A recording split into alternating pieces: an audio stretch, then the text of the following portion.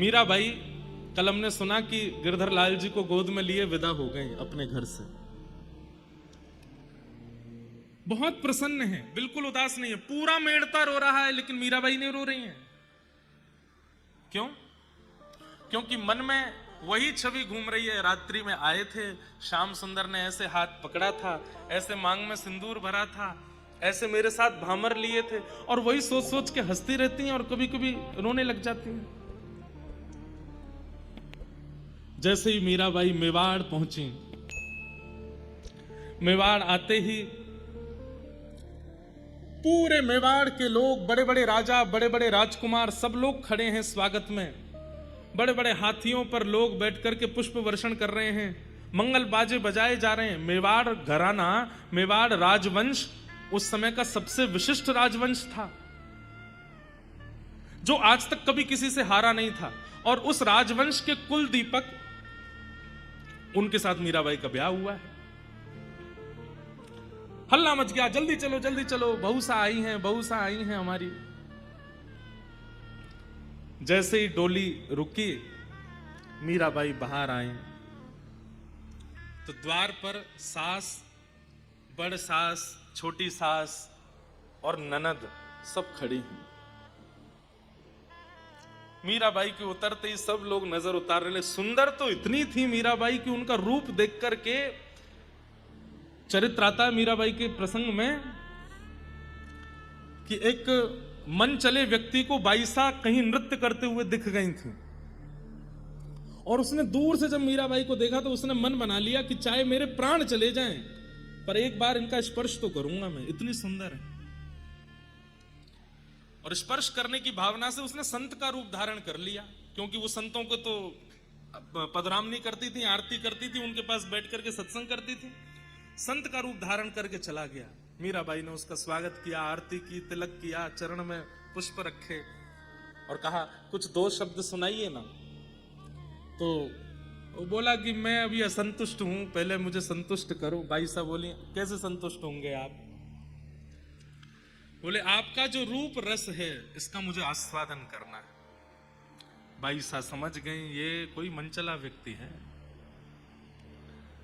लेकिन संत का रूप धारण कर गया। भाई साहब बोली आपने कह दिया और मैं पूरा ना करूं, ऐसा हो सकता है? चलिए।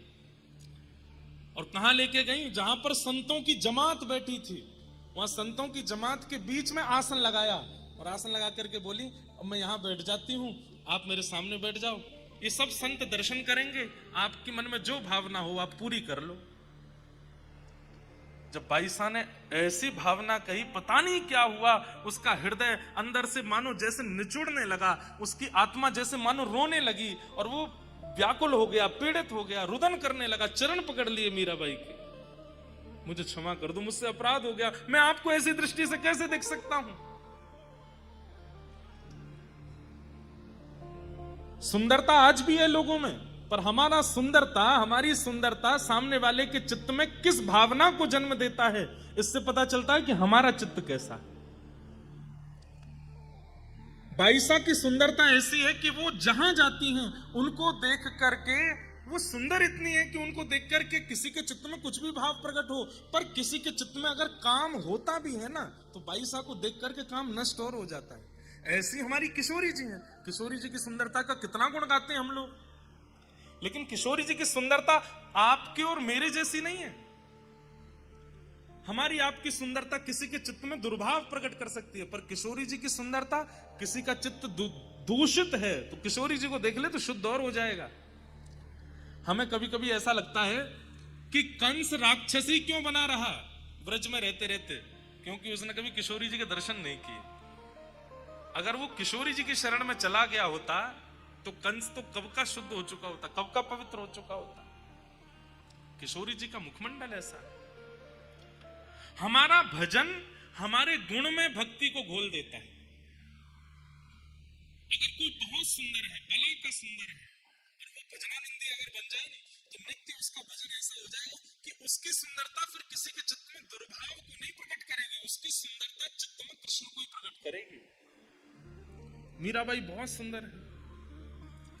बाईसा जैसे ही आई, ननद और सास वो तो बावली हो गई, इतनी सुंदर। अरे मोती लाओ, हीरे लाओ, जवाहरात लाओ, उनसे नजर उतारें अपनी भाभी साहब की। राजा कुंवर भोजराज सब लोग उनको सराहना करने लगे, इतनी सुंदर तुम्हारी पत्नी है, कितने भाग्य हैं तुम्हारे। तो एक रस्म होती है कि जब दहली में प्रथम प्रवेश बहू करती है तो नेग मांगा जाता है। तो ननद नेग मांगती है कि नेग दो, फिर अंदर जाने देंगे। पहले भैया से मांगा, भोजराज जी से कहा नेग दो, तो भोजराज जी ने हाथ के कड़ूला दिए, पैरों की पायल दी सुंदर सोने के और उनमें हीरे जड़े हुए। बोले भैया ने तो हाथ और पैर की पायल दी भाभी साहब, अब आप नेक दो, और आप तो गले का हार दो, आपका हार मुझे बहुत अच्छा लग रहा है। तो मीराबाई ने ऊपर एक हार पहना हुआ था, तो बोली ननद जी ये तो बाह्य हार दिखाई दे रहा है, असली हार तो इसके अंदर पहना है, वो आपको देती हूँ। अंदर क्या था? अंदर कंठी माला पहन रखी थी, अपने गले से कंठी उतारी और कंठी उतार करके ननद के गले में बांध दी। महाराज ननद को तो इतनी अभेलना लगी अपनी, और बाई साहब वहीं खड़े खड़े प्रवचन देने लगे। क्या बोले कि ये जो है ना सोने का, अगर इसको पहन करके आप रखोगी, इस पर चोर की भी दृष्टि जा सकती है, वो चुराने का उसका मन हो जाएगा।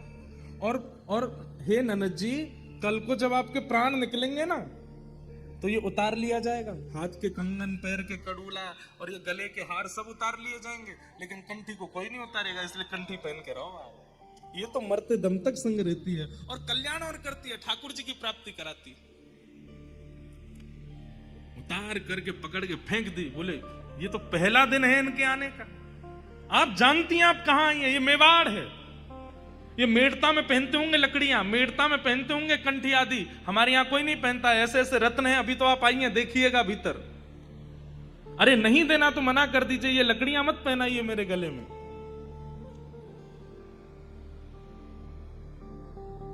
बाई साहब तो प्रसन्न मुद्रा में कुछ नहीं बोली, भीतर चली गई। जैसे ही भीतर पहुंची, अपने कक्ष में जाकर के गिरधर लाल जी को विराजमान किया, तुरंत उनकी सेवा में लग गई। तुरंत रसोई घर में जाके सामग्री सिद्ध करने लगी। लाला भूख लगी होगी ना, इतने लंबे चल के आए हो, मैं बना देती हूँ अभी। भोग प्रसाद सिद्ध करने, इतने में ननद फिर आ गई पांव पटकती हुई। भाभी साहब, हमारे घर में आते ही सबसे पहले देवी पूजन किया जाता है, चलो मैं अभी गिरधर की सेवा में व्यस्त हूं, मैं नहीं जा पाऊंगी, आप लोग कर लीजिए। अब तो ननद कान पकड़ करके चीखने लगी, राम राम राम राम, ये कैसी भाभी आई है हमारे घर? घर आते ही देवी पूजन को नहीं जा रही, हमारी कुल देवी को पूजने नहीं जा रही, मना कर रही हैं। मां से जाके कहा, बोले कि मां भाभी तो स्पष्ट मना करती है, मैं नहीं आऊंगी, मैं गिरधर की सेवा में हूं। बोले कौन गिरधर? कुंवर भोज राजा गए, बोले वो उनके ठाकुर जी हैं, वो उनकी सेवा करेंगे। बंधुओं देखिए, परिवार चाहे जैसा मिले, ये कोई नहीं जानता कि कन्या को कैसा परिवार मिलेगा, लेकिन परिवार में एक व्यक्ति अगर आपके पक्ष का मिल जाए ना तो आप वहां निर्वहन कर सकते हो। सब अनुकूल नहीं मिलते। मीराबाई को राजा भोज जो मिले हैं पति रूप में, वो बड़े सामर्थ्य देते हैं मीराबाई को, कभी रोकते नहीं। पीछे बात बिगड़ रही होती है तो वही संभाल लेते हैं, अपनी मां को जाके, बहन को, अरे ऐसे नहीं करो, वो उसके ठाकुर जी हैं, उसने मुझे, हमसे तो बताया नहीं कि कोई सेवा करेगी। बोले मुझे बताया था ना, सबको बताना आवश्यक है, मुझे बताया था, उसको सेवा करने दो। लेकिन सास तो सास, बेटा का ब्याह होते ही सास में सासपना आ जाता है पहले नहीं आता, बाद में आ जाता है। मना कर दिया था कि नहीं आ पाऊंगी, तो फिर भेजा, बोले तू जा और बोल कि मेरी आज्ञा है, देवी पूजा के लिए आना पड़ेगा अभी इसी वक्त। यहां भाई साहब खीर परोस नहीं है ठाकुर जी को। ननद फिर से आई, बोले कि मां ने आज्ञा की है, आपको चलना पड़ेगा। मीराबाई बोली मैं नहीं आ पाऊंगी, अभी गिरधर को भोग लगाना, खीर बनी है, अभी तो सब्जी सिद्ध करनी है, पूड़ी उतारनी है, और फिर लाला को ज्यादा गर्म नहीं पवाते, थोड़ा ठंडा करना पड़ेगा, पर अपने हाथ से पवाना पड़ता है, स्वयं तोड़ के पानी पाते। फिर मना कर दिया। ननद चिल्लाने लगी, आपको पता है देवी पूजन करने से क्या होता है? बोले क्या होता है? बोले सुहाग अजर अमर हो जाता है। आप नहीं चाहती कि आपका सुहाग अजर अमर हो जाए? मीराबाई बोली, जो जन्म से ही अजर अमर हो उसके लिए क्या प्रार्थना करूं?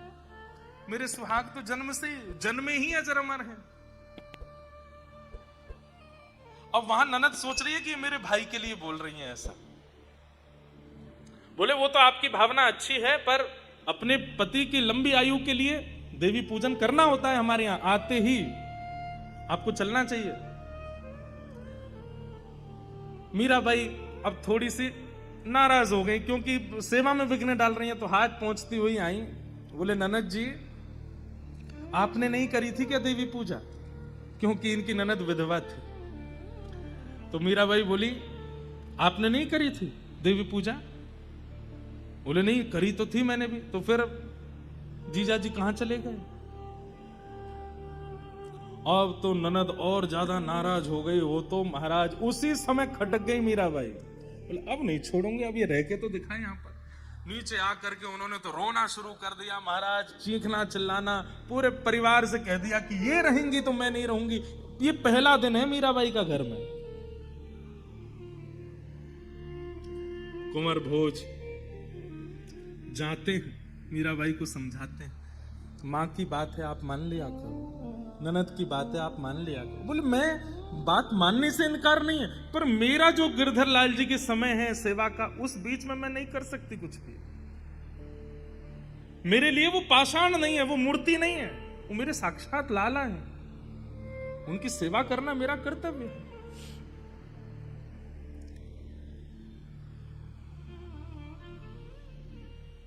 ऐसा रहती है। लेकिन यहां तो सब विपरीत भाव में आ गए।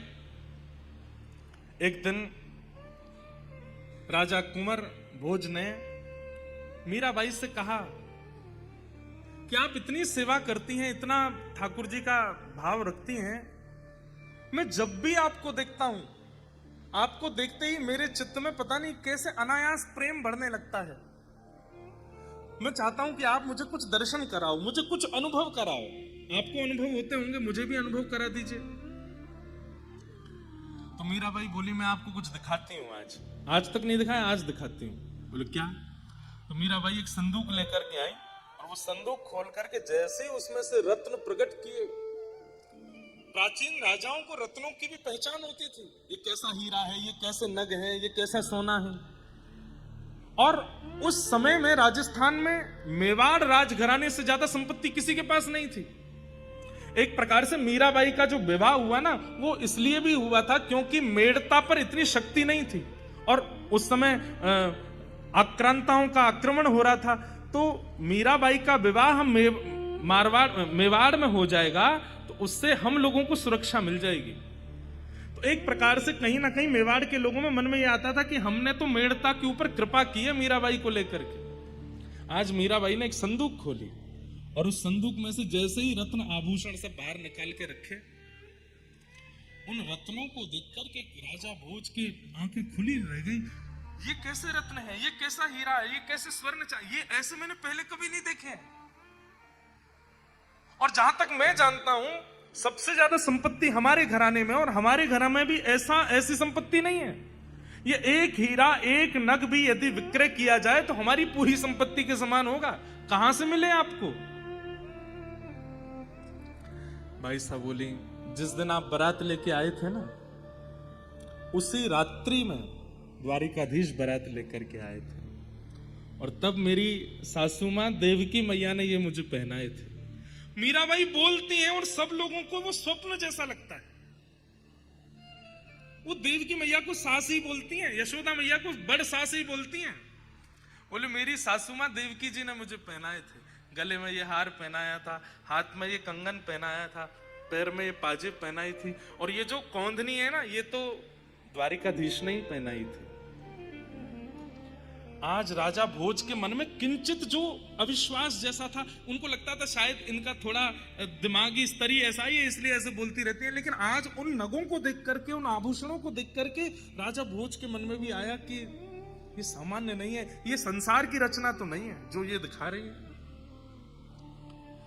और मीराबाई इतनी प्रसन्न, थोड़ा सूंघ के देखो इनमें से सुगंधी कैसी है। यहां राजा भोज जैसे ही उसको सूंघने लगते हैं तभी उनको सघन वन दिखने लगता है, वृंदावन का अनुभव होने लगता है, यमुना जी के दर्शन होने लगते हैं, श्री गिरिराज जी दिखने लगते हैं, राधा राधा नाम उच्चारण करके संत समाज नृत्य करता हुआ दिखाई देने लगता है। ऐसी सुगंधी। राजा भोज समझ गए ये सामान्य नहीं, नेत्र सजल हो गए। राजा भोज बोले मैं आपसे बहुत प्रसन्न हूं, मुझे आज पूर्ण विश्वास हो गया कि ये सचल हैं और ये आपको स्वीकार कर चुके हैं। मैं आपसे बस इतना कहना चाहता हूं कि आप मुझसे कुछ मांग लीजिए, मैं आपकी कुछ सेवा करना चाहता हूं। मीराबाई इतना प्रेम कर ही इसीलिए रही थी कि उनको एक अपना काम बनवाना था, और तुरंत मीराबाई बोली तो मेरा एक काम है वो आप कर दीजिए। बोले क्या? आपके मेवाड़ घराने में कहीं भी मंदिर नहीं है, आपके पूरे राजभवन में कहीं भी संतों के आगमन कीर्तन कथा का कोई स्थान नहीं है। हमारी एक ही प्रार्थना है, आप देना चाहते हैं तो केवल ये दे दीजिए कि राजभवन के अंदर ठाकुर जी का दिव्य मंदिर बने, उसमें ठाकुर जी विराजमान हो और संत वैष्णव कथा प्रेमियों को वहां आने से कोई रोक टोक ना हो। बस इतना कर दीजिए। मैं सत्संग के बिना नहीं रह सकती, यहां सब कुछ ठीक है, मैं ताने सह लूंगी सास के, ननद के, सब लोगों के, मुझे सब मंजूर है, पर उन तानों के विपरीत में औषधि रूप में मुझे कथा सुननी है, उसके लिए आप एक मंदिर बनवा दीजिए। कुंवर भोज बोले देवी ये तो आप ऐसा कह रही हो कि खीर में से चीनी निकालो, कैसे निकलेगी, ये कैसे होगा? बोले और कुछ नहीं चाहिए मुझे। कुंवर भोज भी सोचे कि इन्होंने एक ही चीज तो मांगी है जैसे तैसे, ये भी मैं नहीं कर पाया तो कैसे होगा। सब विपरीत हो गए हैं और राजा कुंवर भोज ने मेवाड़ घराने के भीतर एक 4 भुजानाथ मंदिर बनवाया, ऐसे ऐसे रत्न लगवाए। मीराबाई जैसे बोलती हैं वैसी उसकी आकृति, एक द्वार बना है जहां से संतों को आवागमन में कोई रोक टोक नहीं है, रसिक आएंगे, संत आएंगे, वैष्णव आएंगे, कथा कीर्तन सब प्रारंभ। घर के सब लोग विपरीत हो गए, लेकिन पति साथ में खड़ा है इसलिए कोई कुछ नहीं कर पाया। लेकिन हमारे ठाकुर जी को अनुकूलता ज्यादा अच्छी लगती नहीं, भक्त बहुत रिलैक्स हो ना तो ठाकुर जी को लगती है अरे इतना आराम कैसे फरमा रहा है, कुछ तो करो। और राजा भोज एक युद्ध में गए थे और वहां युद्ध में एक बाण उनको ऐसा लगा जिसके कारण पूरे शरीर में रोग फैल गया। वैद्यों ने कहा अब तो इनकी सेवा करो, ये कभी भी अपने प्राण त्याग सकते। ननद तो द्वार से बोलती आई तुमने देवी पूजा नहीं की, देखो आज मेरे भैया की क्या हालत हो गई, मरणासन अवस्था में है। भोज राजा बोले मुझे और कहीं चिकित्सा के लिए नहीं जाना, मुझे मेरे कक्ष में छोड़ दो, मीरा को मेरे पास छोड़ दो, मैं उसे देखता रहूंगा, वो मुझसे बात करती रहेगी, बस मुझे यही चाहिए। मीराबाई लाल जी की सेवा करती हैं, चरणामृत पिलाती हैं, भोग लगाती हैं, भोग पवाती हैं, आसन पर बस लेटे हैं भोज राजा। एक दिन आया जिस दिन उनको अनुभव हुआ कि बस आज मेरे प्राण चले जाएंगे, आज पहली बार मीराबाई का स्पर्श किया, हाथ पकड़ लिया, आप यहीं बैठो, आपने मुझसे एक बात मांगी थी मैंने पूरी की, अब मैं आपसे कुछ मांगू। मीराबाई बोली क्या? बोले मुझे भी वो दर्शन करना है जो आप करती। बंधुओं मीराबाई तभी एक कीर्तन गाने लगी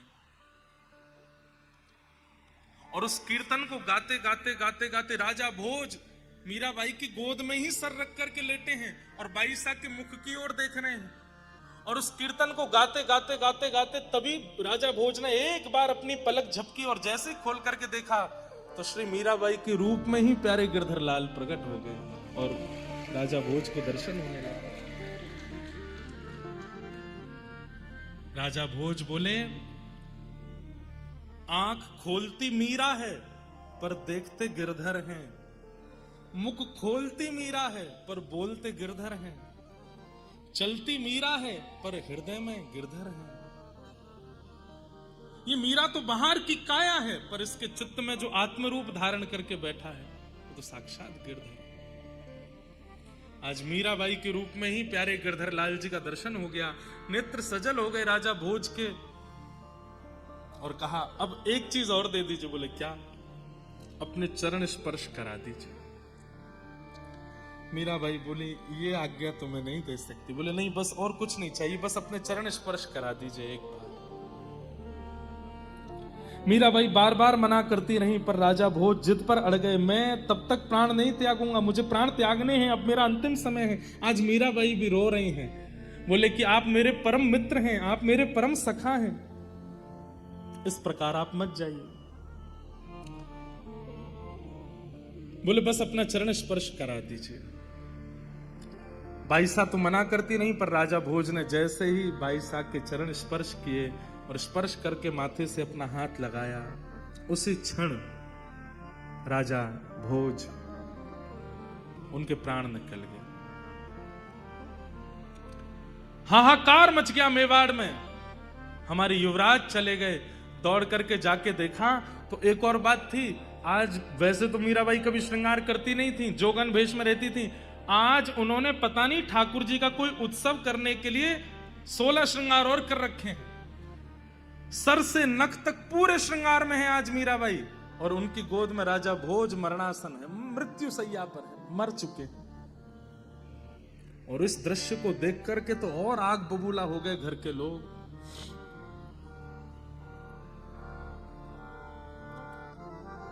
सब लोगों ने मीराबाई का हाथ पकड़ा, बैठाओ इनको, कलश डालो, इनके मांग का सिंदूर मिटाओ। मीराबाई खड़ी हो गई।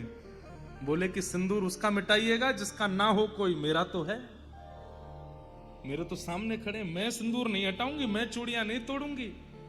सोचिए बंधुओं वो कैसा मंजर रहा होगा। सारी नारियां चारों तरफ से घेर करके मीराबाई को ताने दे रही हैं, और मीराबाई हिल नहीं रही है वहां से। ननद आगे कहती, मेरे भाई को खा गई आप, मेरे भाई के प्राण ले लिया आपने, हमारे पूरे मेवाड़ को अनाथ कर दिया आपने, और आज जो रस्में हैं जो वो तो आज तक करी नहीं, और आज जो एक बिना पति के पत्नी का जो धर्म होता है वो भी नहीं निभा रही हो आप। मतलब मृत्यु के बाद भी मेरे भैया को चैन से नहीं रहने दोगी। मीराबाई कहती हैं, ये पूरी दुनिया नहीं जानती है, लेकिन आपके भैया जानते थे कि मेरा विवाह उनसे केवल मेवाड़ में आने के लिए हुआ था, कि वे चाहते थे कि मैं मेवाड़ आऊं, मेरे गिरधर मेवाड़ आवे। वास्तव में मेरा विवाह हो चुका है। क्या पागलपना करती रहती हो, किससे विवाह हुआ है तुम्हारा? मेरे तो गिरधर गोपाल, दूसरो न कोई, मेरे तो गिरधर गोपाल, दूसरो न कोई, मेरे तो गिरधर गोपाल, दूसरो न कोई, मेरे तो गिरधर गोपाल, दूसरो न कोई, जाके सिर मोर मुकुट मेरो पति सोए, जाके सिर मोर मुकुट मेरो पति सोए, तात मात भ्रात बंधु, तात मात भ्रात बंधु, तात मात भ्रात बंधु, तात मात भ्रात बंधु, अपनो नहीं कोई, मेरे तो गिरधर गोपाल, दूसरो न कोई, मेरे तो गिरधर। यहाँ कितना बड़ा पहाड़ टूट पड़ा है। एक तरफ राजा कुंवर भोज की अर्थी जा रही है, और दूसरी तरफ मीराबाई गिरधर लाल को कस के पकड़ के खड़ी हैं, और ना जाने कितनी नारियां वहां पर उनको खींच रही हैं, उनके हाथ के चूड़ियां तोड़ने के लिए, मांग का सिंदूर मिटाने के लिए। और वे गा रही हैं कि मेरे यही हैं और कोई नहीं है। जब ये हैं तो फिर मैं सिंदूर क्यों हटाऊं। मेरे तो गिरधर गोपाल दूसरा न कोई। मेरे तो गिरधर गोपाल दूसरा न कोई। मीराबाई कहती हैं आप चाहती हैं ना कि मैं श्रृंगार में ना रहूं, मुझे जैसे रहना चाहिए आप लोगों के अनुसार आप चाहती हैं मैं वैसा भेष धारण कर लूं। आप चले जाइए, मैं अपने आप कुछ ना कुछ धारण कर लूंगी, नहीं लगेगा श्रृंगार मेरे मुख पर। और चूनर के किए टूक ओढ़ली नीलो। चूनर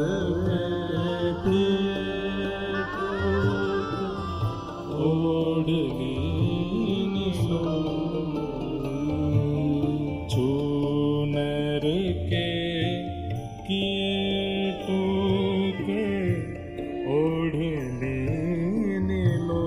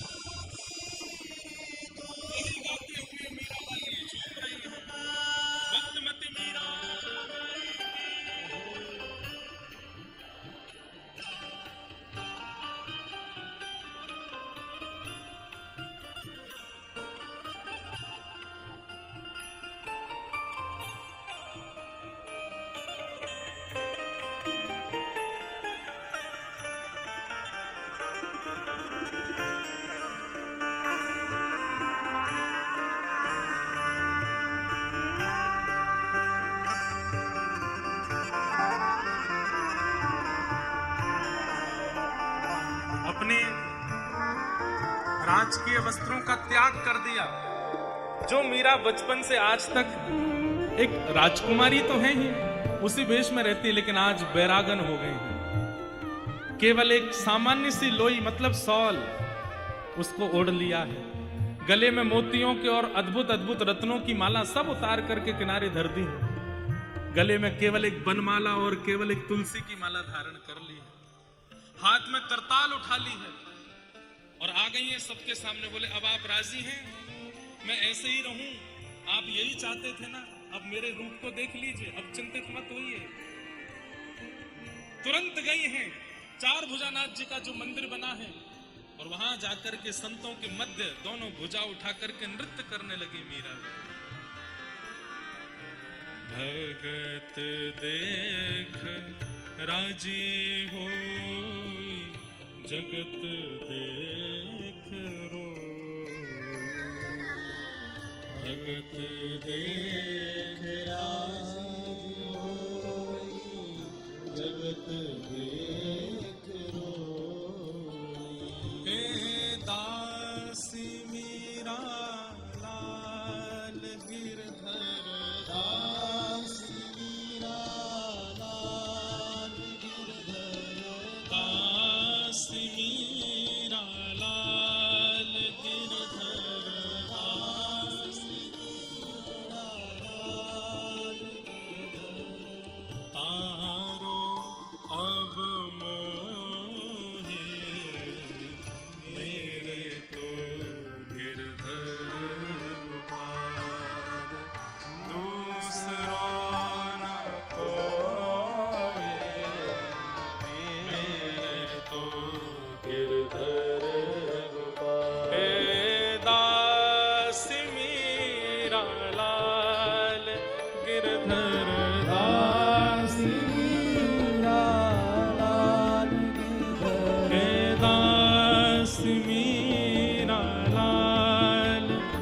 गिरधर दास श्री राधार गिरधर तारो अब मोरे मेरे तो गिरधर गोपाल दूसरो न कोई मेरे तो गिरधर गोपाल मेरे तो गिरधर गोपाल मेरे तो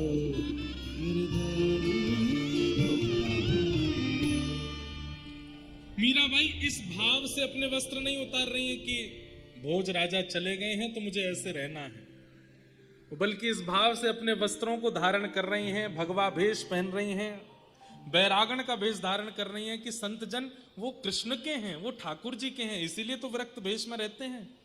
मैं भी तो ठाकुर जी हूं, तो मुझे भी ऐसा ही भेष धारण करना चाहिए। ना कोई श्रृंगार है, ना कोई चटकदार वस्त्र है, सामान्य सी एक लोई ओढ़ करके गले में बनमाला और केवल तुलसी माला पहन करके मीराबाई अब अपने रूप में आ गए हैं। और अब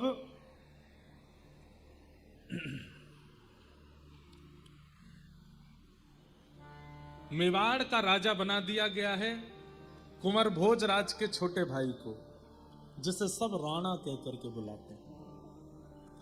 और आप सुनकर के आश्चर्यचकित होंगे, राज्य गद्दी पर बैठते ही राजा सबसे पहला निर्णय जो लेता है वो निर्णय बहुत महत्वपूर्ण होता है।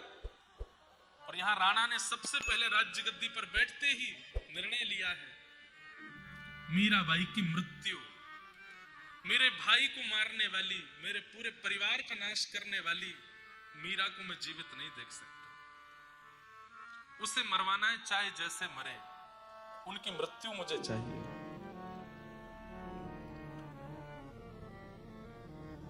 नियम बना लिया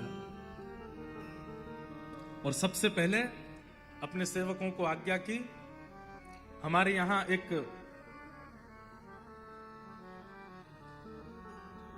बंधी बना हुआ बाघ है, एक शेर है, उस शेर को मीराबाई के कक्ष के पास छोड़ दो, और बहुत दिनों से भूखा भी है, खा जाएगा, खत्म होगा कंटक हमारा।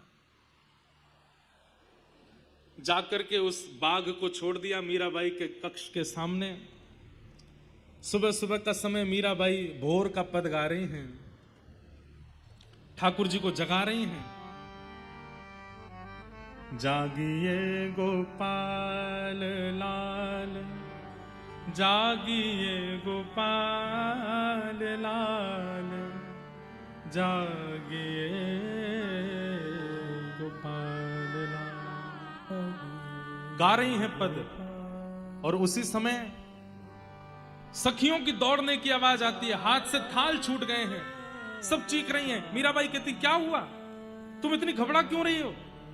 बोले भाई साहब बाहर मत जाइएगा, छुप जाइए जल्दी। क्यों? अरे एक बाघ आ गया है, आपके द्वार पर खड़ा है। मीराबाई ने जैसे सुना बाघ, सुबह जो माला, जो भोग, जो प्रसादी, जो आरती गिरधर लाल जी के लिए तैयार करके रखी है, उन सबको एक थाल में सजा करके मीराबाई जा रही हैं। सखियां कह रही भाई साहब उधर मत जाइए, वहां बाघ बैठा है। वहीं की ओर जाती हैं और जैसे ही बाघ की ओर दृष्टि डाल करके देखा है, तुरंत अपनी सखियों से कहती हैं अरे तुम घबरा रही हो, ये बाघ नहीं है, तो मेरे ठाकुर जी का ही एक रूप है। आज साक्षात मेरी सेवा से प्रसन्न होकर नृसिंह आए हैं द्वार पर। अरे आओ जल्दी, दिया लेकर के आओ, बाती लेकर के आओ, नजर उतारनी है, स्वागत करना है, ठाकुर जी आए हमारे द्वार पर। सखियां तो कह रही हैं ये तो खुद तो मरेंगी, हमको और मरवाएंगी साथ में। लेकिन वहां दूर सब सैनिक खड़े हैं, वो भी देख रहे हैं कि ये जब खा जाएगा तो इसको बंदी बना के ले जाएंगे। और यहां सब सखियां घबरा रही हैं कि पता नहीं क्या होगा। लेकिन बाई साहब जैसे ही गई, जो घुर्रा रहा था, बार बार दहाड़ रहा था नाहर, बाई साहब को देखते ही शांत हो गया, बैठ गए। और बाई साहब ऐसे बात कर रही हैं, आ गए आप, आज इतने विशेष रूप में क्यों आए हैं? आज नृसिंह चतुर्दशी तो नहीं है? और यहां आसपास कोई हिरण्यकश्यप भी नहीं है, तो फिर आप ऐसे रूप में क्यों आए हैं? अच्छा, तो मैं समझ गई, आप निश्चित ही राणा को हिरण्यकश्यप रूप में देख रहे हो ना? नहीं नहीं, ऐसा मत कीजिएगा। और बाईसा कहती हैं, अब आप आ गए हैं, थोड़ा स्वागत स्वीकार कीजिए। अपने हाथ से माला पहना रही हैं, अपने हाथ से तिलक कर रही हैं, और जो भोग प्रसादी गिरधर लाल जी के लिए लेकर के बैठी थी, बोले आप गिरधर ही तो आए हैं मेरे सामने। अपने हाथ से, जैसे कोई बछिया बछड़ा को पवाता है, ऐसे अपने हाथ से पवा रही हैं उस बाघ को। सब जगह मेरे ठाकुर जी। ये दृश्य देख करके सब आश्चर्यचकित हो गए, और बाईसा ने जैसे प्रणाम करके आरती की है, वो बाघ वहां से उल्टे पैर लौट करके चला गया, कुछ नहीं बिगाड़ पाया। और बाईसा तुरंत लौट करके आई, हाथ धो करके अपने लाल जी की सेवा में लग गई। इतना सामान्य था सबके लिए। सबने जाकर के राणा जी को बताया, बोले बाघ तो कुछ नहीं बिगाड़ पाया, बल्कि मीराबाई ने तो माला पहनाई, आरती करी, उसको अपने हाथ से प्रसाद पवाया। अब बंधुओं, ऐसी स्थिति में सोच विचार तो ये करना चाहिए कि भाई उनकी भक्ति कैसी है कि बाघ भी उनसे कुछ नहीं बोला। लेकिन राणा क्या विचार कर रहा है, ये छोटे देश की आई है ना, जादू सीख के आई है, इसको तंत्र आता है, और उस तंत्र से इसने बाघ को अपने वश में कर लिया। पहले मेरे भैया को अपने वश में किया था, अब उस बाघ को अपने वश में कर लिया है। अरे बहुत बड़ी तांत्रिक है, इसके तंत्र मंत्र की विद्याओं में ये सब जीव फंस जाते हैं।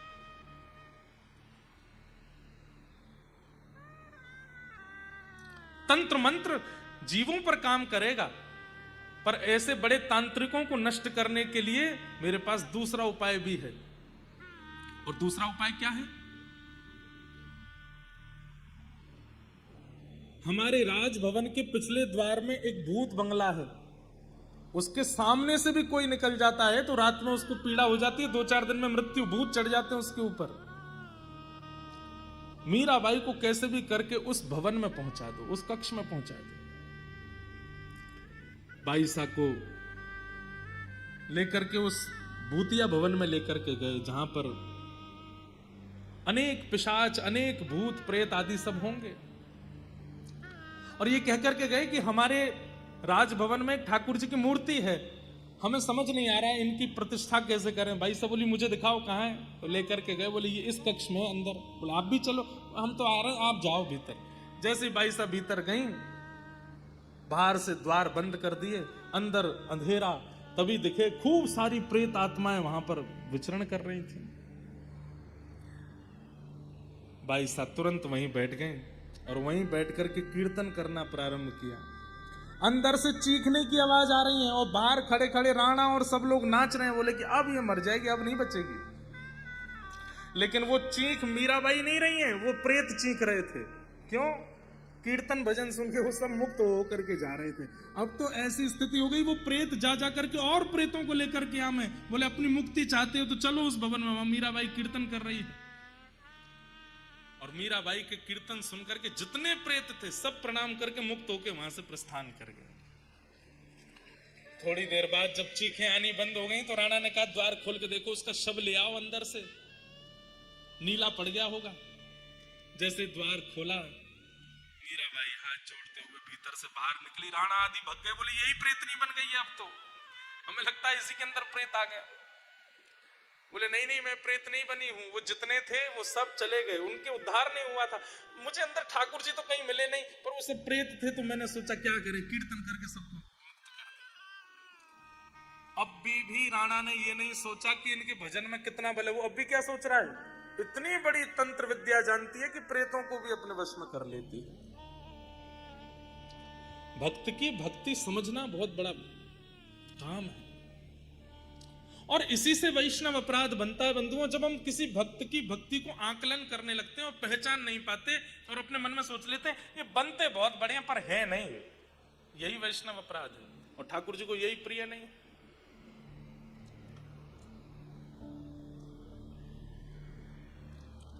लेकिन बाईसा तो अपनी ठाकुर जी की सेवा में रहती हैं, अपने गिरधर की सेवा में रहती हैं। राणा ने तीसरा प्रयास किया, क्या?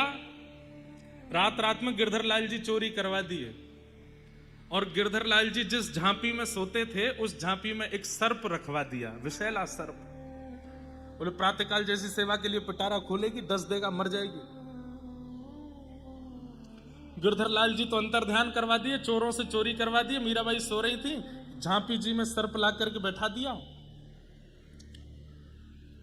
प्रातःकाल होते ही बाईसा जैसे ही गई और जैसे ही जाकर के सेवा में प्रस्तुत हुई, जैसे ही झांपी खोली है, सब दूर झरोकों से खोल करके देख रहे थे। बोले जैसे सर्प डसेगा तो हम बता देंगे। सब झरोकों पर खड़े हैं, रात में सोए नहीं कोई भी, कि मीरा सुबह जल्दी उठ करके सेवा करती है। जैसे ही बाईसा ने झांपी खोली, झांपी खोल करके वस्त्र हटाया, झरोकों से सब देख रहे थे। सर्प अंतर्ध्यान, गिरधरलाल जी प्रकट हो गए वहां पर, गिरधरलाल जी बैठे। ये देख करके अब पता एक और चीज हो रही थी, जो जो राणा क्रम करता जा रहा है, हर क्रम में लोग भक्त होते जा रहे हैं। मीराबाई के एक प्रकार से अनुगत्य में आते जा रहे हैं। कईयों को विश्वास हो गया कि ये मीराबाई की भक्ति है। बंधुओं, ये सुनने में बहुत सरल सहज भावनाएं हैं, पर कभी अनुभव करके देखिए। एक अकेली लड़की जिसके ना माँ है ना पिता है साथ में, एक पति थे वो भी चले गए और कोई साथ में नहीं है समर्थन देने वाला सेवा में, पर निडर अपनी भक्ति पर विश्वास, अपने गुरु पर विश्वास करके मीराबाई जैसे दांतों के बीच में जीव ऐसे रह रही हैं मेवाड़ में। कई बालक आते हैं, कईयों के पत्र आते हैं मेरे पास में।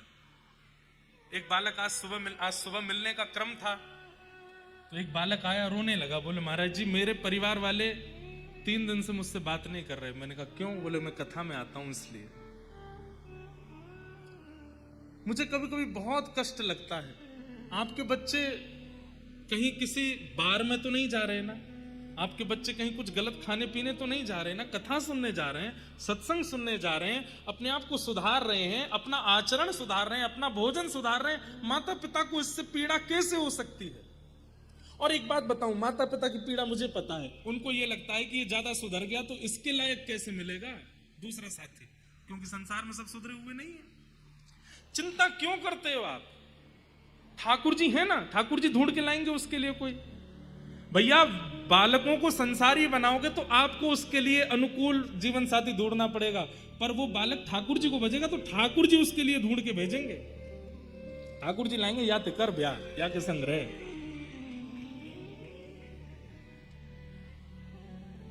क्यों इतनी चिंता बन जाती है? ऐसे माता पिताओं, अगर वो सुनते हैं तो हमारी प्रार्थना है, बालकों को मत रोका कीजिए।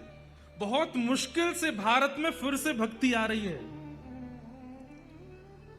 कोविड से पहले का भारत बहुत विचित्र था, पर ये कोविड के बाद में एक प्रकार से किशोरी जी ने बड़ी कृपा कर दी है कि अब बालकों में फिर से भक्ति आ रही है। अब आने वाली जनरेशन थोड़ी थोड़ी भक्ति में हो रही है, थोड़ा भजन करती है, वृंदावन की ओर रुझान, कथाओं की ओर रुझान उनका बढ़ रहा है। बहुत मुश्किल से भक्ति आई है। सूरदास जी एक पद में कहते हैं, संबत 2000 के पीछे ऐसा योग बढ़े, पूरब पश्चिम उत्तर दक्षिण चहुविधि काल फिरे। 2000 जिसमें हम लोग जी रहे हैं अभी, सूरदास जी ने अपने पद में लिखा है कि जब 2000 वर्ष प्रारंभ होगा, ऐसा योग बनेगा कि पूरब पश्चिम उत्तर दक्षिण चारों दिशा से काल आक्रमण करेगा। लेकिन उसी पद में सूरदास जी कहते हैं, भक्ति की बेल बढ़े। बीच में एक समय ऐसा आएगा 50 साल के लिए, 60 साल के लिए, कि भक्ति की बेल बढ़ेगी। उन 50 सालों में जो जो जन्म लेकर के किशोरी जी का नाम आश्रय ले लेंगे, बस वही मुक्त होंगे और कोई मुक्त नहीं होगा। हम उस काल में हैं अभी। मुझे वो पूरा पद मिलेगा तो मैं सुनाऊंगा। सूरदास जी भविष्य कथन कर रहे हैं, संबत 2000 के पीछे ऐसा जोग बने, पूरब पश्चिम उत्तर दक्षिण चहुविधि काल फिरे। और उसी बीच में जब काल अपना कलयुग अपने पैर पसार रहा होगा, तब बीच में भक्ति की बेल बढ़े। ये कोविड के बाद भक्ति बढ़ रही है, और इस बेल का आश्रय जितने, बेल क्या होता है, वो ऐसे चढ़ती है ऊपर। उस बेल के आश्रय में जो वृक्ष आता है ना, वो वृक्ष अत्यंत आनंदित हो जाता है, क्योंकि उसका जो रूखापन है, वृक्ष की जो बीच की हिस्सा होता है वो सूखा होता है, वो इतना सुंदर नहीं होता, पर उसमें जब बेल चढ़ जाती है तो उसकी सुंदरता निखर आती है। काटने वाला व्यक्ति भी उस वृक्ष को नहीं काटता जिसमें बेल चढ़ी होती है, क्यों सुंदर लग रहा है, इसको क्यों काटा। ऐसी बोले कि भाई जब काल फिर रहा होगा चारों ओर सबको काटेगा, लेकिन जब भक्ति की बेल में लदे हुए किसी वृक्ष को देखेगा, उसकी सुंदरता देख के काल उसे छोड़ देगा, उस पर आक्रमण नहीं करेगा। भक्ति की बेल फैल रही है, जितने बालक, जितने युवा, जितने जन इस बेल के आश्रय में आ जाएंगे, काल कलयुग से बच जाएंगे। नहीं तो इस संसार में बचने का और कोई साधन नहीं। धीरे धीरे सब मीराबाई के होते चले गए। कहां तक कहें, वो जो ननद थी मीराबाई की, जो सबसे ज्यादा चिढ़ती थी उनसे, अब उसको भी मन में तनिक तनिक विश्वास होने लगा कि ये तंत्र नहीं हो सकता, ये मंत्र नहीं हो सकता। तंत्र भी कुछ समय तक चलता है, हमेशा नहीं चलता। जो तंत्र मंत्र जानते हैं उनका भी ज्यादा दिन बोलबाला रहता नहीं।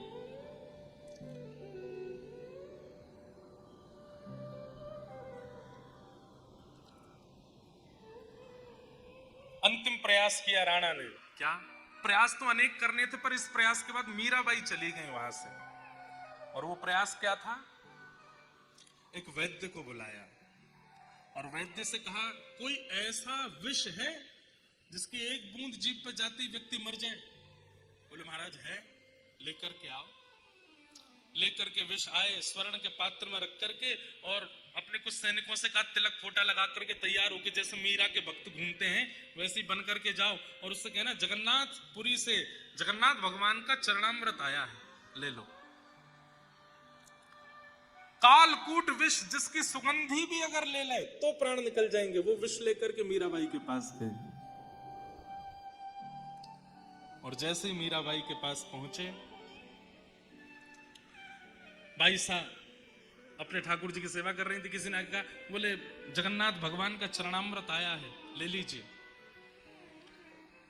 भाई साहब तुरंत उठ करके गई, बोले अरे चरणामृत रो नेम हमारो, ये तो नियम है मेरा कि चरणामृत और प्रसाद कहीं से भी आता सबसे पहले मीराबाई लेती हैं, उसमें विलंब नहीं करती। और ये नियम भी है, किसी भी तीर्थ का, धाम का, कहीं का भी प्रसाद आवे, प्रसाद आते ही उसको स्वीकार करना, उसको तुरंत पाना चाहिए, तुरंत खोलो पालो।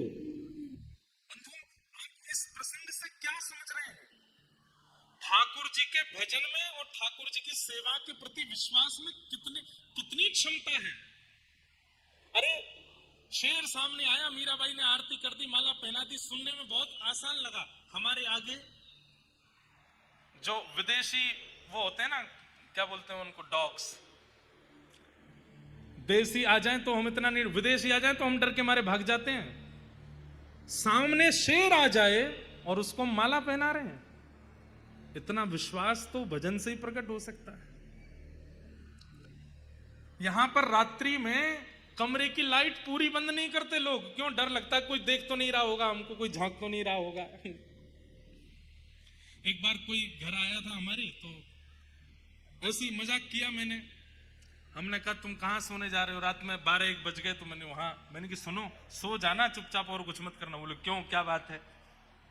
मैंने कहा नहीं बस सो जाना और कुछ मत, और सुनो पहले ही वॉशरूम हो लेना। और डर गया, ऐसा क्या है? मैंने कहा बस सो जाना, बाकी तुम खिड़की की तरफ मत देखना। बोला मैं जा ही रहा हूं यहां से, मुझे नहीं रहना है, इतना क्यों डरा रहे हो? हम तो इतने डरपोक लोग हैं। लेकिन भाई साहब भूत बंगले में जाकर के भूतों का उद्धार कर आए, कैसे? भजन का बल, विश्वास। भजन केवल दिन रात गाने मात्र से नहीं होता, भजनानंदी कितनों का कल्याण करता है, तब समझो कि वो भजन करता है, उसकी उपस्थिति कल्याण कर दे। राणा ने एक वैद्य से कहा, ऐसा कालकूट विष बनाओ कि जिसको पीते ही प्राण निकल जाएं। और वो विष ले जाकर के जगन्नाथ जी का चरणामृत बता करके मीराबाई को दे दिया। जैसे ही मीराबाई को वो विष दिया, सब लोग इधर देखो, यहां देखो, कथा सुनो,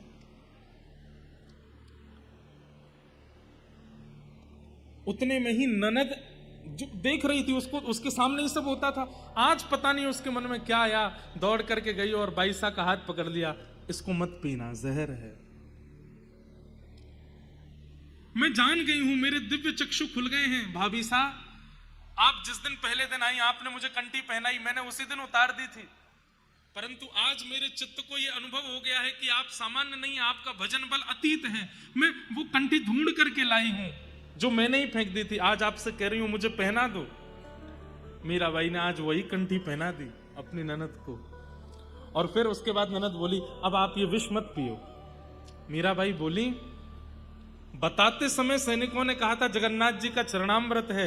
अब जिस प्रकार रसगुल्ला का नाम लेते ही रसगुल्ला के प्रेमी के जीभ पे पानी आ जाता है, समोसा का नाम लेते ही उसको चाहने वाले के मन में इच्छा प्रकट हो जाती है, अब भगवत चरणामृत नाम लेते ही मेरे मन में भावना प्रकट हो चुकी है। अब मेरी जिह्वा व्याकुल हो रही है चरणामृत को लेने की। अब तुम भले ही कहो ये विष है, पर मेरा मन तो हो रहा है कि मैं इसे ग्रहण कर लूं, धारण कर लूं। ननद रोने लगी, चरण पकड़ ली, नहीं भाभी साहब मुझे क्षमा कर दो, ये विष है, इसको मत पीना। बोले, अब मैं नहीं पीऊंगी तो जैसे एक व्यसनी तड़पता है व्यसन के लिए, मेरी जिह्वा तड़प रही है इसको पान करने के लिए। जगन्नाथ जी का चरणामृत में कैसे चलूं? तुम बैठी रहो, कुछ नहीं होगा। और लेकर के प्याला जैसे मुख से लगाया, पान कर लिया। कहते हैं ज्यों ज्यों घूंट ले रही हैं मीराबाई, त्यों त्यों उनके दिव्य रूप का तेज बढ़ रहा है, घट नहीं रहा है। और जैसे ही विष का पान किया है, रूप देख करके ननद ने तो उनको उसी समय गुरु बना लिया। कंठी तो पहना दी, अभी मेरी गुरु। कुछ नहीं हुआ मीराबाई को, तुरंत अपना मुख प्रक्षालन करके हाथ धो करके बैठ गई सेवा करने के लिए गिरधर लाल जी की। ननद अब दौड़ करके राणा जी के पास गई और जाके बोली, भैया मैं आपके चरण पकड़ती हूं। ये भाभी सामान्य नहीं है हमारी, इतना सब कुछ आपने किया, ये सब जगह से जीवित बच गई हैं। ये कोई तंत्र नहीं है, ये कोई मंत्र नहीं है, मैंने प्रत्यक्ष देखा है, ये उनकी भक्ति। राणा बोले, आज विष गया है, उसको पी के मरेगी वो। बोले, मैं लेकर के आई हूं पात्र साथ में, पी लिया है, कुछ नहीं हुआ उनको। ननद तो सुधर गई, लेकिन राणा अब भी नहीं सुधरा। कई लोग ऐसे होते हैं, वो भक्ति के प्रगाढ़ रूप को देखने के बाद भी उनके चित्त में कुछ नहीं परिवर्तन होता। कितने लोग ऐसे कथा में आते हैं, खूब कथा सुनते हैं, लेकिन फिर भी उनका चित्त परिवर्तित नहीं होता। हमारे पूज्य नाना जी कहते थे, बोले भैया करंट निकला है तो सारे बल्ब जलेंगे, लेकिन जो फ्यूज होगा वो ही नहीं जलेगा। जो अंदर से ही फ्यूज बैठा है वो नहीं चल सकता। मीराबाई की भक्ति के करंट से पूरा मेवाड़ प्रज्वलित होने लगा, लेकिन राणा अभी भी प्रज्वलित नहीं है, फ्यूज है भीतर से। मतलब इतना पाप है उसकी आत्मा और चित्त में कि वो मीराबाई को सन्मुख देखने के बाद भी उस पर कोई असर नहीं हो रहा।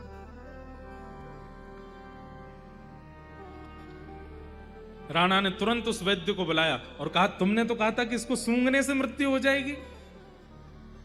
वैद्य ने आके कहा, इसमें तो बहुत विष था, कहां गया सारा? बोले, सब पी गई मीरा, पचा गई। महाराज मैं आपके आगे हाथ जोड़ करके कहता हूं, ये सामान्य नहीं है, ये वास्तविक कालकूट विष है। ऐसा विष पूरे ब्रह्मांड में नहीं है। ये महादेव के द्वारा पान किए गए विष से थोड़ा ही कम होगा। ऐसे कैसे कोई जीवित रह सकता है इसको पी के? तो राणा बोले, एक काम करते हैं, ये एक बूंद बचा है, इसको तुम चाट लो। अगर तुमको कुछ नहीं हुआ तो मैं मान जाऊंगा कि ये विष नकली था, और तुम्हें कुछ हो गया तो मान जाएंगे कि असली था। वैद्य बोला, मतलब अगर चाट के मैं नहीं मरा तो आप मार दोगे, और चाट के मर गया तो मरना ही है, मतलब दोनों तरफ से मुझे मरना है। बोले, हाँ यही समझो। ये एक बूंद लेकर के अगर तुम नहीं मरे तो मान जाएंगे कि विष नकली था, तो तुम्हें हम मारेंगे, और इस विष का पान करते ही मर गए तो समझ जाएंगे कि असली है। निश्चित ही मीरा में ही कोई कमाल होगा। वैद्य समझ गया कि मेरी मृत्यु तो निश्चित है, बिना चाटे क्यों प्रस्तुत करता रहूं। अरे मीरा ने मुख लगाया है इस पात्र को, उनका प्रसाद बन चुका है ये, इसको पान करके मेरी मृत्यु हो जाए, कम से कम अधोगति तो नहीं होगी। और उस एक बूंद विष को जैसे ही वैद्य ने अपनी जिह्वा पर धारण किया, पूरा शरीर कंपायमान होने लगा, नील पड़ गया, मुख से झाग निकल पड़े और वैद्य की मृत्यु हो गई। वैद्य तो मरा, और उस वैद्य के शव को उसके घर पहुंचाया। छोटे छोटे बच्चे थे उस वैद्य के।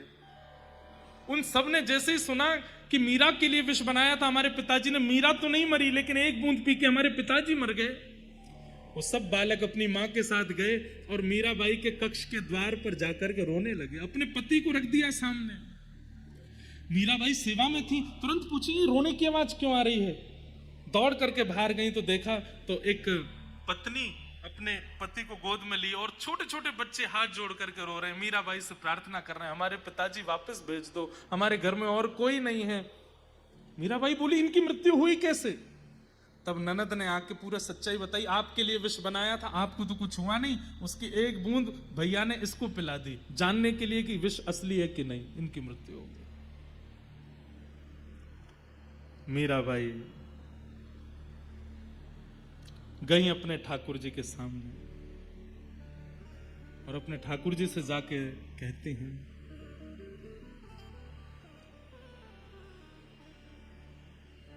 हरि अधम उदाहरण मारो हरि, हरि अधम उदाहरण। गज बूढ़त अरज सुन धावा,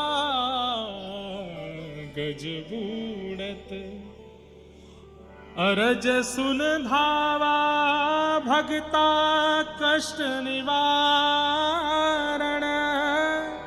भगता कष्ट निवारण।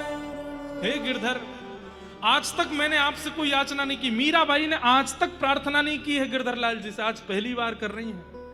हमेशा केवल रूप के लिए गाया होगा, हमेशा केवल कोई अपने मन का भाव गाया होगा, पर ठाकुर जी से आज पहली बार कुछ मांग रही हैं मीराबाई। एक गज ने आपको पुकारा था, उसकी अरज सुनते ही आप अपने गरुड़ पर बैठ करके उसका उद्धार करने के लिए गए थे।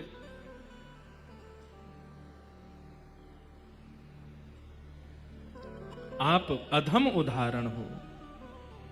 द्रुपद सुतानो चीर बढ़ाया, द्रुपद सुतानो चीर बढ़ाया, दुशासन मद मारण, दुशासन मद मारण। प्रहलाद परतज्ञा राखी, प्रहलाद परतज्ञा राखी। हिरणाकुशनक उद्र विदारण, हिरणाकुशनक निवारण। मां सुन हरि अमल दुख हारण, मां सुन हरि अमल दुख हारण। थेरख पत्नी कृपा पायो, थेरख पत्नी विप्र सुदामा विपति विदारण, विप्र सुदामा विपति विदारण। मीरा रे प्रभु अर्जी मारी, मीरा रे प्रभु अर्जी मारी, मीरा रे प्रभु अर्जी मारी, मीरा रे प्रभु अर्जी मारी। अब अबेर कुण कारण, हाँ अब अबेर कुण कारण। मारा हरि अधम उदाहरण, मारा हरि अधम उदाहरण। हे नाथ, आपको गज ने पुकारा, आप उसकी रक्षा के लिए पहुंच गए। द्रुपद सुता भरी सभा में निर्वस्त्र हो रही थी, आप वस्त्र को बढ़ाने पहुंच गए। अबला नारियों ने भौमासुर के यहां से आपको पुकारा, तो आपने भौमासुर का वध करके उन अबला नारियों को स्वीकार करके उनसे विवाह किया। आज ये मीरा आपको पुकार रही है, तो फिर इतनी देर क्यों कर रहे हैं? इस वैद्य का क्या दोष है? इन बालकों को, ये बालक निर्दोष हैं, ये माँ निर्दोष है, अपने पति के लिए रो रही है, ये बच्चे अपने पिता के लिए रो रहे हैं। अब देर मत करो गिरधर, कृपा करो।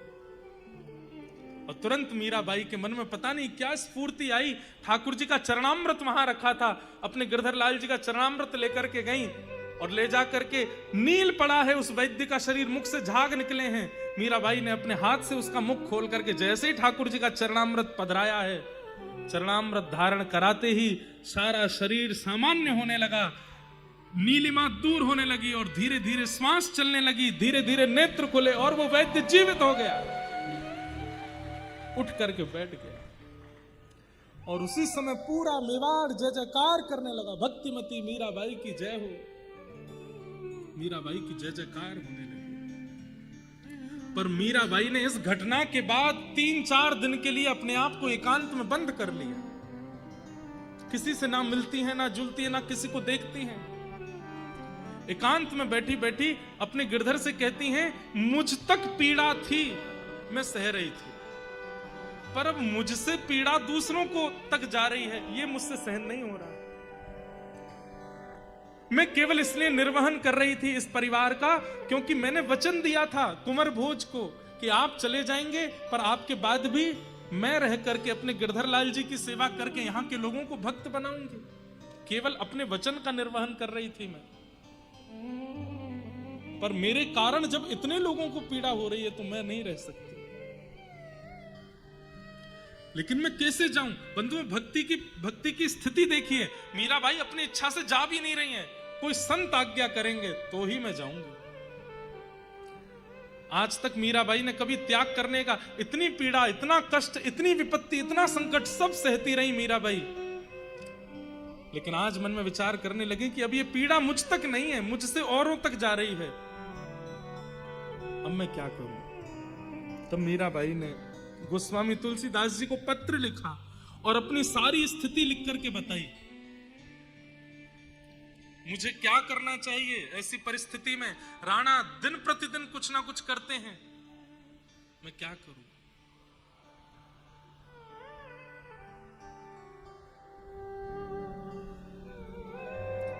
हरि को मैं छोड़ नहीं सकती,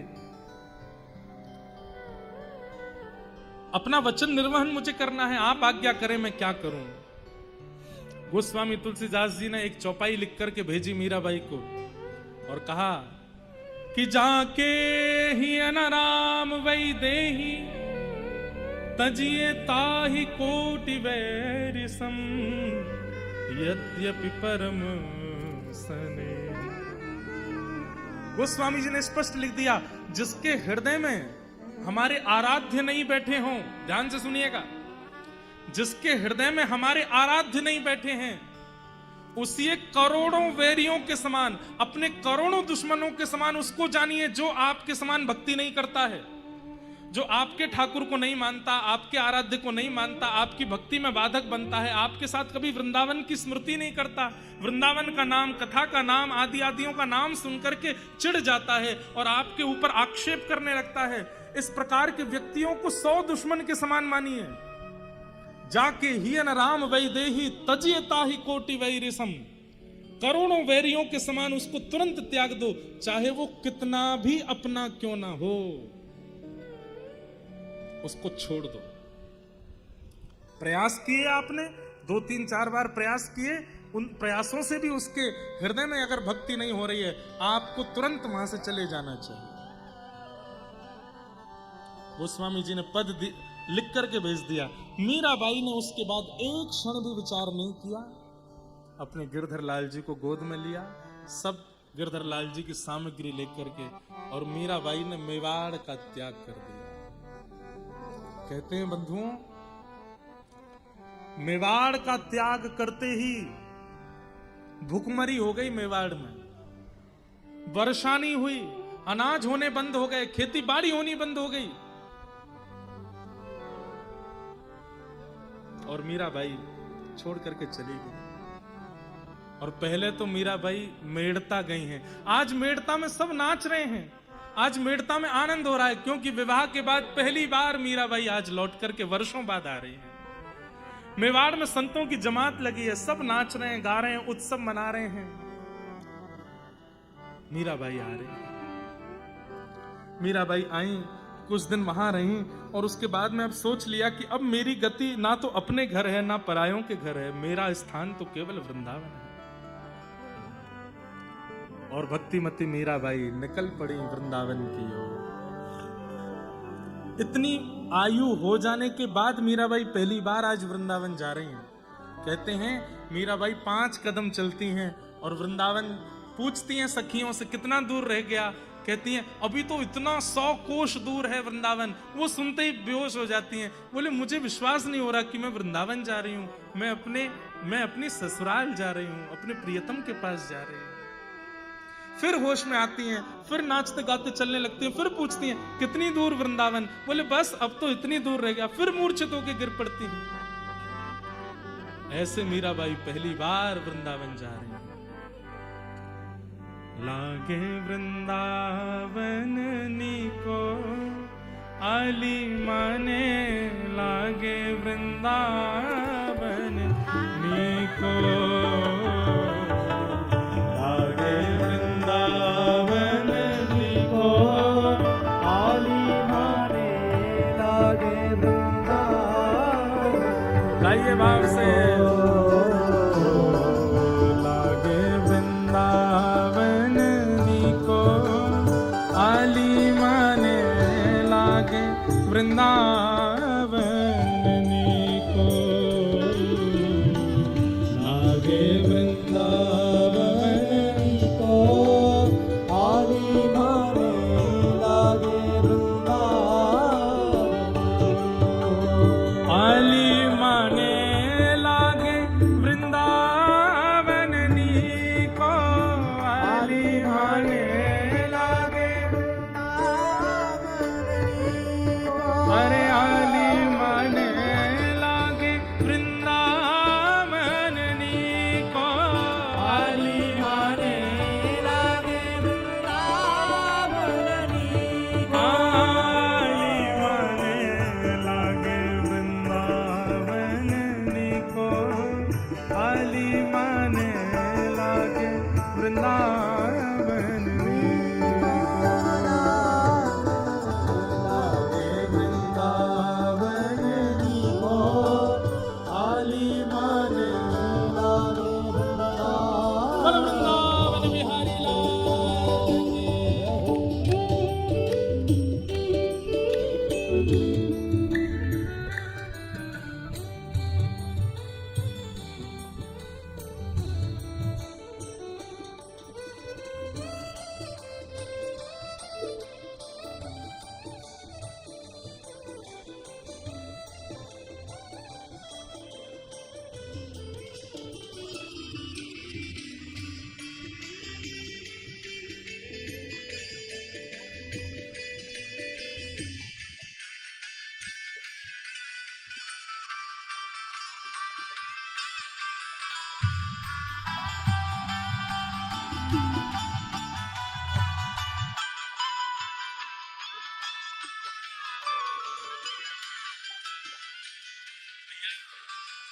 ये तो प्रसिद्ध है कि हम कथा में कहते हैं लाइट गई तो समझो ठाकुर जी आ गए। बोल वृंदावन बिहारी लाल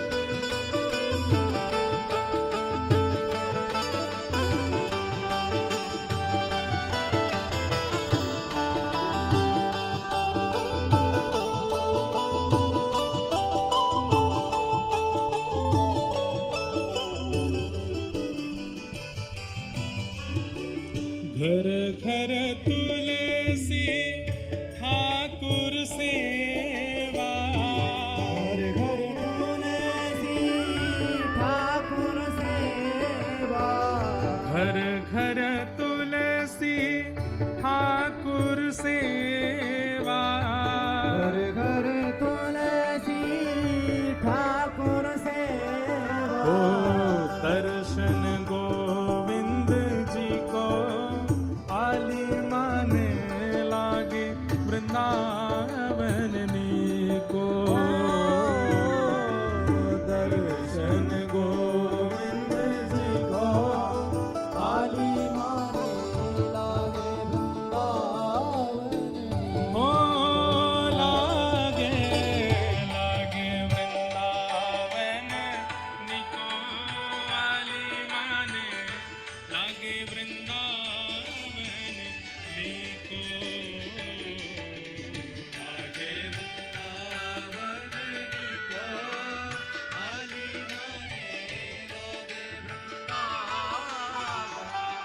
कैसा है वृंदावन?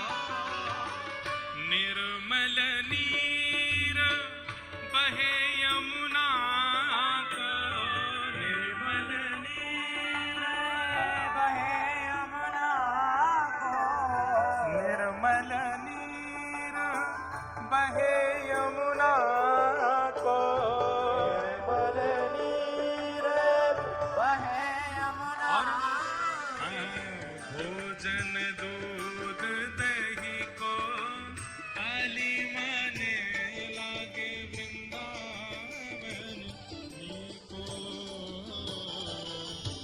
भोजन दूध दही को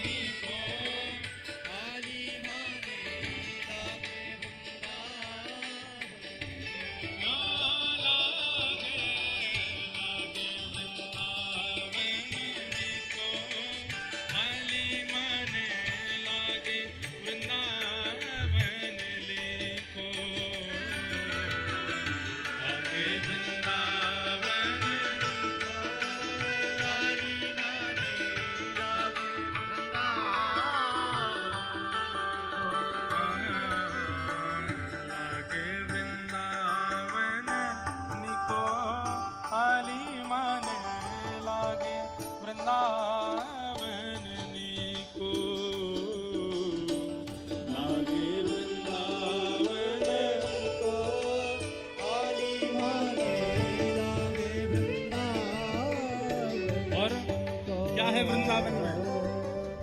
रतन सिंहासन आप विराजे, रतन सिंहासन आप विराजे, रतन सिंहासन आप विराजे, रतन सिंहासन आप विराजे, ओ गिरधर लाल विराजे, लाल विराजे, राधा रमण विराजे, राधा रमण विराजे, ओ राधा वल्लभ विराजे, राधा वल्लभ विराजे, राधा गोविंद विराजे, राधा गोविंद विराजे, ओ गोपीनाथ विराजे, गोपीनाथ विराजे, मनन मोहन विराजे,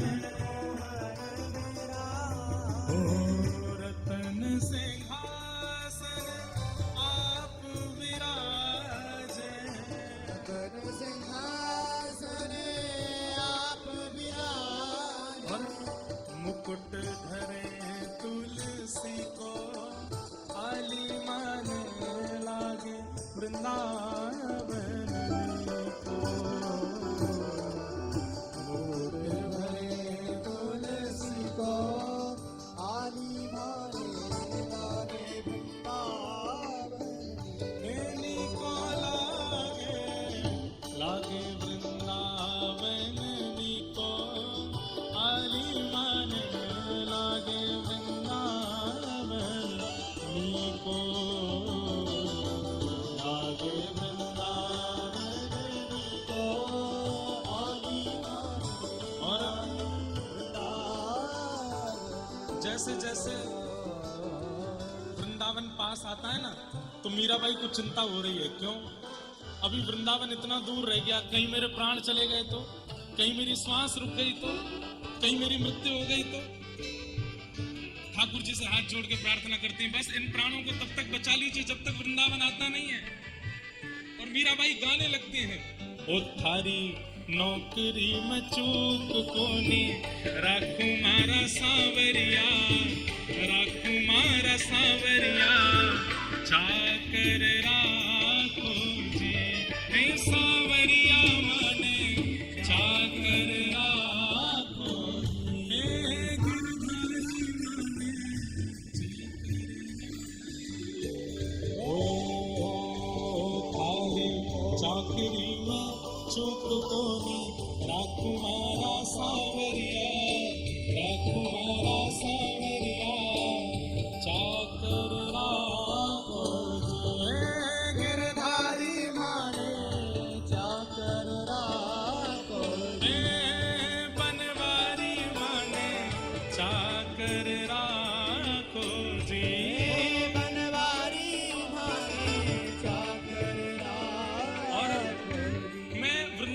जाके क्या करूंगी? चाकर रहसू बाग लगासू नित उठ दर्शन पासू। चाकर रहसू बाग लगासू उठ दर्शन पास। ये मारवाड़ी भाषा है, मीराबाई की अपनी भाषा है, इसमें गाओ। चाकर रहसू बाग लगासू नित उठ दर्शन पासू। जाकर रहसू बाग लगासू नित उठ दर्शन पासू। हे वृंदावन री कुंज गलिन में, वृंदावन री कुंज गलिन में, हाँ वृंदावन री कुंज गलिन में। हाँ वृंदावन री कुंज गलिन मैं तो हरि की लीला गासू, मैं तो हर की लीला गासू। उतारी चाकरी में चूक कोनी, राखू मारा सांवरिया, राखू मारा सांवरिया। चाकर राखो जी हे गिरधारी मारे, चाकर राखो जी हे बनवारी माने, चाकर राखो जी। ओ बनवारी भाने चाकर श्री राधा रमण लाल की जय हो।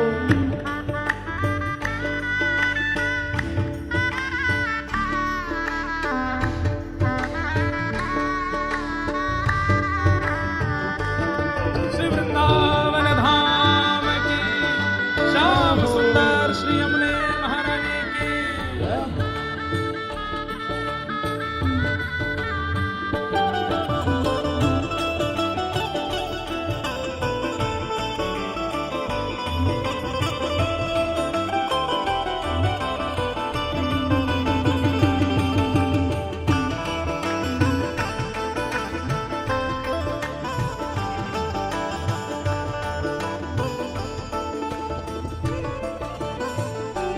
हे मोर मुकुट गल पीता, हाँ हाँ मोर मुकुट पीतांबर सोहे, गल वैजंती माला।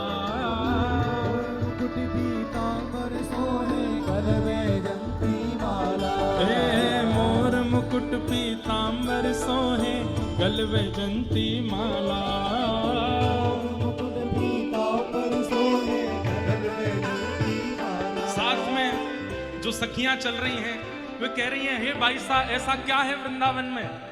तब मीराबाई बीच बीच में बताती हैं, मोर मुकुट पीतांबर सोहे गल वैजंती माला।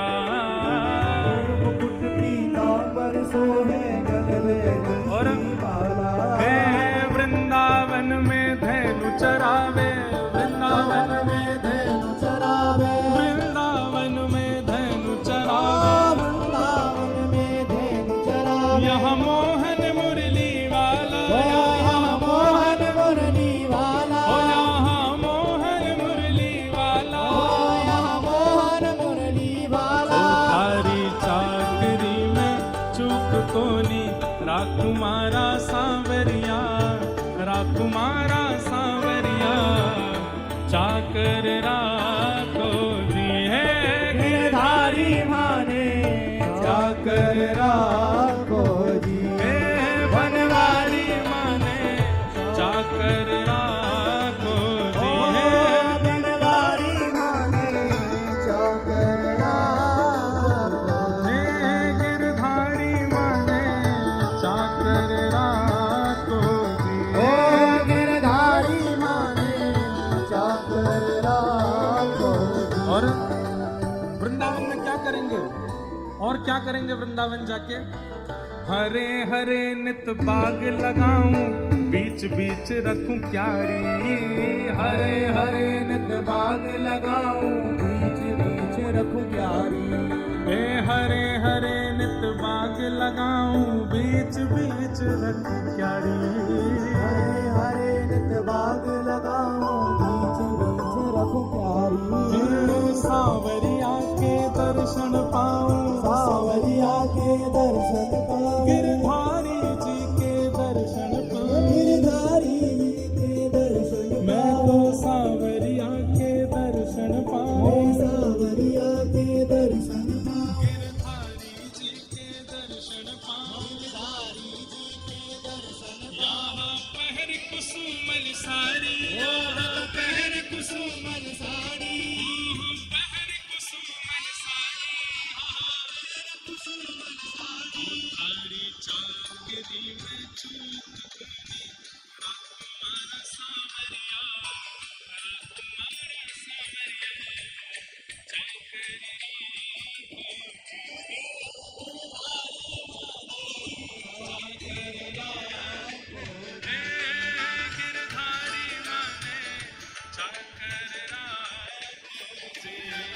गिरधारी माने चाकर राखो बनवारी माने चाकर राखो जी बनवारी माने चाकर और अंत में कहती है हे मीरा के प्रभु गहर गंभीरा सदा रहो जी धीरा मीरा के प्रभु गहर गंभीरा सदा रहो रे धीरा हे मीरा के प्रभु गहर गंभीरा सदा रहो जी धीरा मीरा के प्रभु गहर गंभीरा सदा रहो रे धीरा मीरा भाई चलती जा रही है, इतनी मूर्छा आ रही है, बार बार सोच जैसे सुनती है कि वृंदावन इतनी दूरी पर है, वृंदावन थोड़ी दूरी पर है, जैसे सुनती है मूर्छित हो जाती है।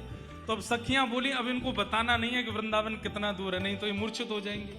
चलते चलते नाचते गाते गाते गाते इतने में ही यमुना के तट वृंदावन मीराबाई पहुंच गए, लेकिन किसी ने बताया नहीं कि ये वृंदावन है।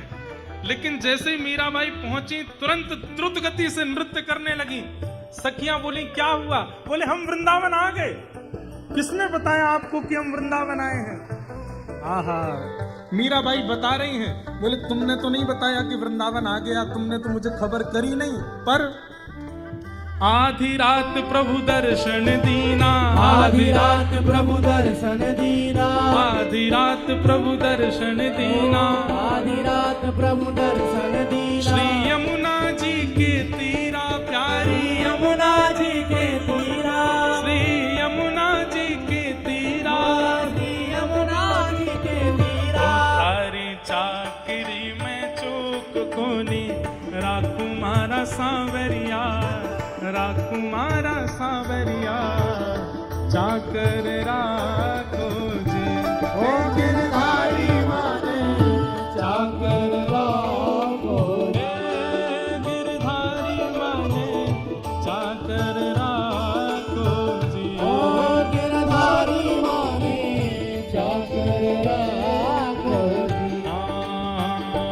हरी चाकरी में चूक कोनी राखू मारा सांवरिया, राखू मारा सांवरिया, चाकर राखो जी। है गिरधारी माने चाकर राखो रे, हे बनवारी माने चाकर राखो जी। ओ बनवारी माने चाकर राखो रे। हे गिरधारी माने चाकर राखो जी। ओ गिरधारी माने मन चल वृंदावन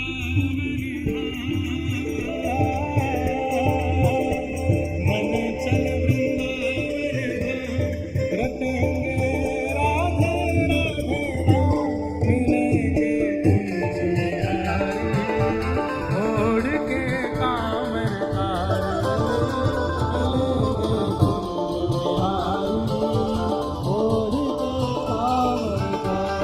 हाँ मिलेंगे कुंज बिहारी, छोड़ के कामरकारी, मिलेंगे कुंज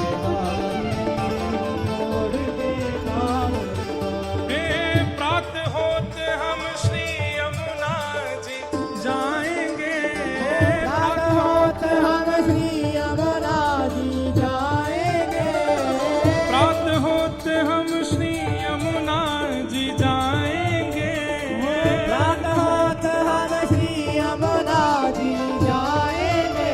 हे कर स्नान हम जीवन सफल बनाएंगे, कर स्नान हम जीवन सफल बनाएंगे। ओ कर स्नान हम जीवन सफल बनाएंगे।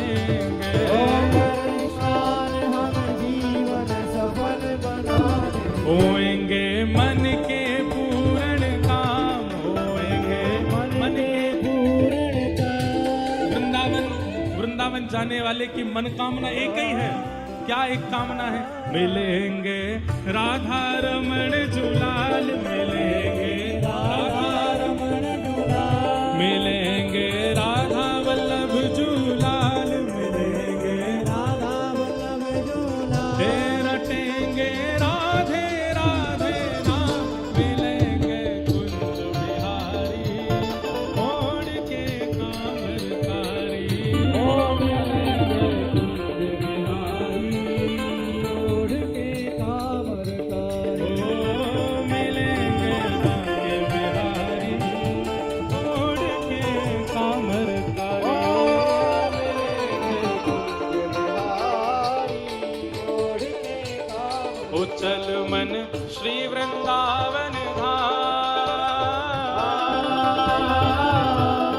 चल मन श्री वृंदावन धाम, रटेंगे राधे राधे नाम, मिलेंगे कुंज बिहारी ओढ़ के कामरकारी, ओ मिलेंगे कुंज बिहारी ओढ़ के कामरकारी। हे वृंदावन चंद भजो राधे गोविंदा, वृंदावन नाथ भजो राधे गोविंदा, भजो राधे राधे राधे राधे राधे गोविंदा, भजो राधे राधे राधे राधे राधे गोविंदा,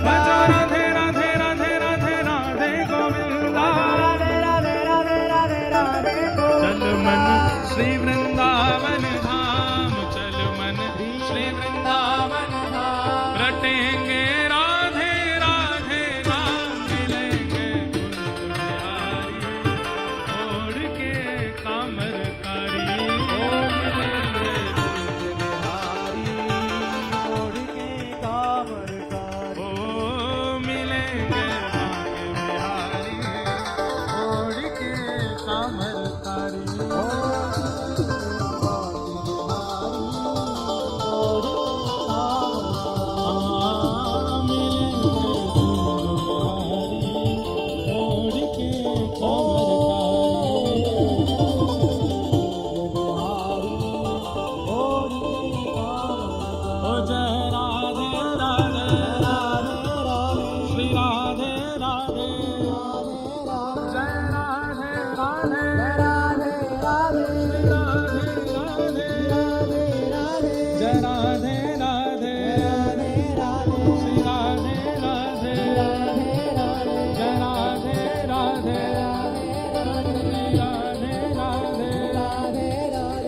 भानु दुलारी बरसाने वारी, श्री कृष्ण प्यारी तीरथ सुत प्यारी, ओ जय राधे राधे, जय राधे राधे, जय राधे राधे, जय राधे राधे, हे हरिदास दुलारी हरिवंश प्यारी, हरिदास दुलारी हरिवंश प्यारी, गिरधर की प्यारी, जय राधे राधे, जय राधे राधे, श्री राधे राधे, जय राधे राधे राधे, श्री राधे राधे, जय राधे राधे, श्री राधे राधे, जय जय श्री राम, जय जय श्री राम, जय जय श्री राम।